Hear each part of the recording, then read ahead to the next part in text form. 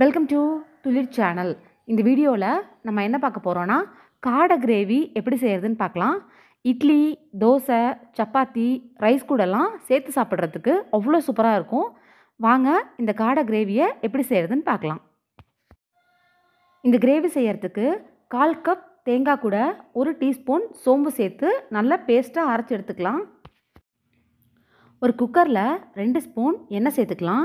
எண்ணெய் நல்லா சூடானோன்னே அதில் ஒரு துண்டு பட்டை, 2-3 கிராம்பு, ஒரு ஏலக்காய், தின்னாக ஸ்லைஸ் பண்ணி வச்சுருக்க ஒரு பெரிய வெங்காயம், ஒரு கொத்து கருவேப்பிலை சேர்த்துட்டு எல்லாத்தையும் நல்லா வதக்கிக்கலாம்.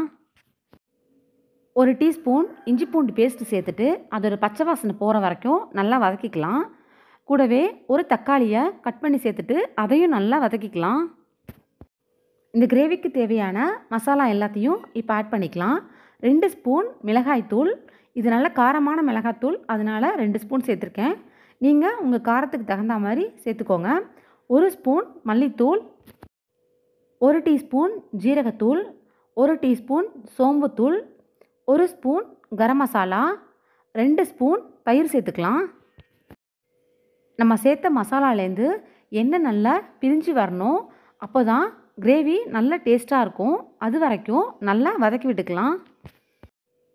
நல்லா கழுவிட்டு சுத்தம் பண்ணி வச்சுருக்க 4 காடையை இதில் சேர்த்துக்கலாம்.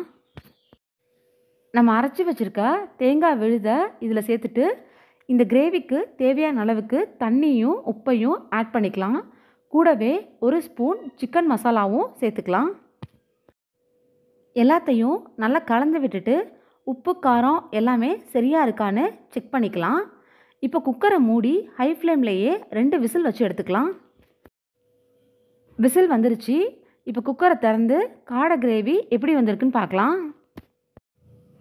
காடை நல்லா வெந்திருக்கு. கிரேவியும் சூப்பராக ரெடி ஆகிடுச்சு. கடைசியாக இதில் மல்லி இலை சேர்த்துக்கலாம்.